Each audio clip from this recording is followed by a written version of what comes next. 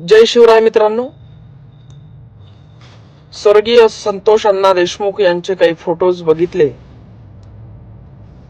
आणि काय बोलावं मात्र हे सुचत नाहीये. या ठिकाणी अतिशय लाजिरवाणी ही गोष्ट या 12 कोटी जनतेच्या तोंडामध्ये तो नराधम मुतलेला आहे. आणि याला जबाबदार गृहमंत्री नाहीत का? याला जबाबदार देवेंद्र फडणवीस नाहीत का? माध्यमांमध्ये असं दाखवताय की देवेंद्र फडणवीस यांना अगोदरच ही गोष्ट माहित होती. मग मुख्यमंत्री गृहमंत्री असणारे देवेंद्र फडणवीस यांना जर का या गोष्टी अगोदर माहिती आहे, त्यांनी जर का हे व्हिडिओ हे फोटोज अगोदर बघितले आहे, तर मग एवढे दिवस 3 महिने झाले ते शांत का होते? मग तुम्ही आमचं राज्य चालवण्यासाठी सक्षम नाही आहात का? एका सरपंचाची निगडून अशी हत्या होते. विविध ठिकाणी त्या सरपंचाच्या शरीरावर वार होतात. विकृती त्या सरपंचाच्या मृतदेहासोबत होते. जिवंतपणी विकृतीचा कळस या ठिकाणी गाठला जातो.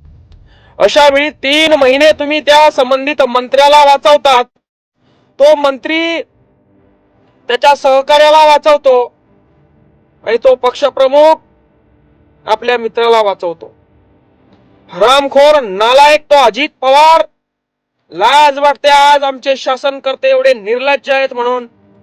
आणि कपटी मनाचा पोटात काळा असलेला तो देवेंद्र फडणवीस. तुमच्याकडनं जर का हा महाराष्ट्र सांभाळला जात नसाल तर थोबाड काय करा तुम्ही.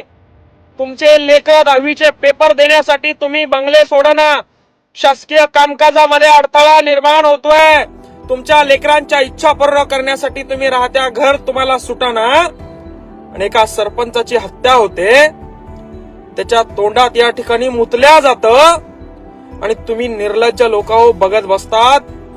लक्षात ठेवा, आज जी गोष्ट स्वर्गीय संतोष अण्णा देशमुख यांच्या सोबत होतीये, उद्या तुमच्या सोबत व्हायला वेळ लागणार नाही.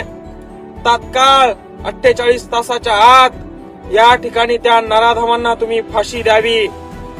कोण जो कोणी असाल बहादर, त्या सगळ्यांना जर का फाशी दिली नाही तर न्यायावरून, न्याय व्यवस्थेवरून, न्यायपालिकेवरून आमचा विश्वास उडून जाईल. आणि जर का आमचा विश्वास न्यायपालिकेवरून एकदा का उडाला तर जंगलराज आल्याशिवाय राहणार नाही. लक्षात ठेवा. मग तुम्हाला ही फौज आवरणार नाही. एकत्र झालेला हा समाज राजकारणापायी लांब गेला. कोणाच्या आशेला भुलेला बळी पडला माहित नाही. त्या विषयावर मी आता बोलू इच्छित नाही. ती खतखत आता व्यक्त करू मी इच्छित नाही. डॉक्टर बाबासाहेब आंबेडकरांनी देखील ज्यावेळी समाजावर अन्याय झाला त्यावेळी एकत्र आले आणि त्या लोकशाहीमध्ये लोकसभेच्या सर्वोच्च पदावर जाऊन त्या ठिकाणी त्या समाजाच्या भावना पूर्ण देशासमोर मांडल्या. नव्हे तर त्या पूर्ण देशाला ऐकाव्याच लागल्या. त्याच पद्धतीनं मराठा समाजाचे नेतृत्व देखील त्या ठिकाणी आज गेले असते. यांच्या थोबाडातून रक्त बाहेर पाडलं असतं. यांना यांची जागा दाखवली असती. मात्र मराठ्यांचं पानिपत झालं, त्यावर आता बोलणं योग्य ठरणार नाही.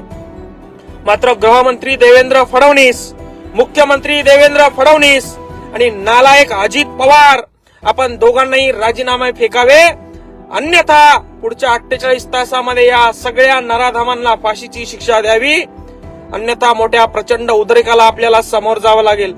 आम्ही एवढेही शंड नाही आहोत. आमचं रक्त एवढेही थंड नाहीये.